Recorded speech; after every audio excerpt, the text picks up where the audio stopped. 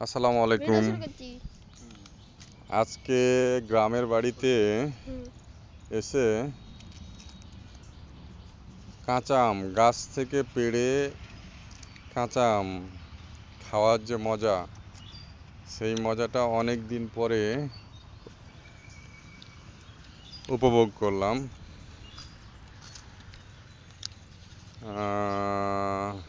প্রিয় বন্ধুরা, আপনারা জানেন কি না, আপনার গাছ থেকে পেড়ে কাঁচা আম খাওয়ার যে কি মজা, এগুলা যারা খেয়ে মানে ছোট থেকে খেয়েছে তারা বুঝবে বা জানবে।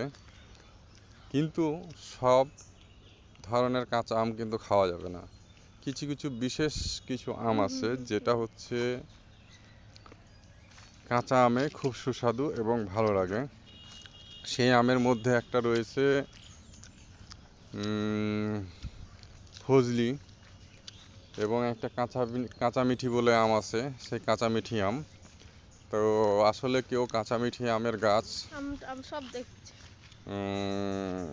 রোপণ করে না এই জন্য, বা লাগায় না এই জন্য যে গাছে থাকতেই আম শেষ হয়ে যায়। ফজলি আমটা লাগাই কারণ ফজলি আমটার ডিমান্ড আছে এবং খেতে ভালো, পাকলেও খেতে ভালো,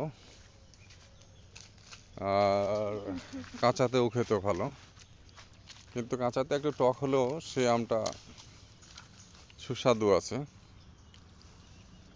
তো আজকে গ্রামের বাড়িতে এসে সেই কাঁচা আম পেড়ে খেয়েছি। এই যে আমাদের প্রজেক্ট বলতে এটা ঈদগাহ, আমাদের ঈদগাহর এখানে সেই আম বাগান, আর পাশেই আমাদের প্রজেক্ট আছে বা আম বাগান আছে, যেটা আমার বাবার আম বাগান। তো আম, চাঁপাইনবাবগঞ্জের আম তো সারা দেশব্যাপী ভালোভাবেই জানে যে চাঁপাইনবাবগঞ্জের আম কী সুস্বাদু, খেতে কত মজা, এবং খাওয়ার যে কী যে মজা, সেটা যে খেয়েছে সেই বুঝবে বা জানবে।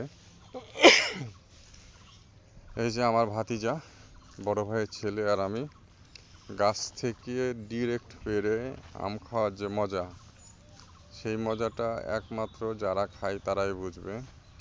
তো আজকে আমি আর আমার ভাতিজা খুব মজা করে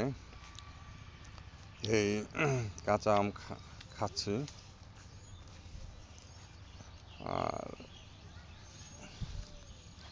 সেই গ্রামের পরিবেশে ঘোরাঘুরি এবং আম খাওয়া খেয়ে এই জিনিসটা সত্যি সত্যি অনেক মজার। দেখেন, এই যেটা হচ্ছে ফজলি আম, এগুলো হচ্ছে ফজলি আম। এই ফজলি আম কিন্তু বাজারে গেলে এটা ফজলি থাকে না। এই ফজলির ভিতরে আশিনা মিক্সড করে বলে, আশিনা ফজলি। এটা বেশিরভাগ ঢাকা, চিটাগাংয়ের দিকে হয়। তো সেজন্য তারা সেই অরিজিনাল যে স্বাদ, সে স্বাদটা তারা বুঝবে না। একমাত্র যারা আমের জাত চিনে, এটা কোন আম বা কি, তারাই এই আমের স্বাদটা বুঝবে বা চিনবে। ওয়ালাইকুম আসসালাম। তাছাড়া বাকি কেউ চিনবে না। এটা সর্দিও বড় ভাই বাগানের ভিতর দিয়ে গাড়ি চালাচ্ছে। এটাই কিন্তু একটা মজার বিষয় যে আমরা যখন বাগানে যাই, বাগানে এভাবে গাড়ি নিয়েই আমরা ঘুরি।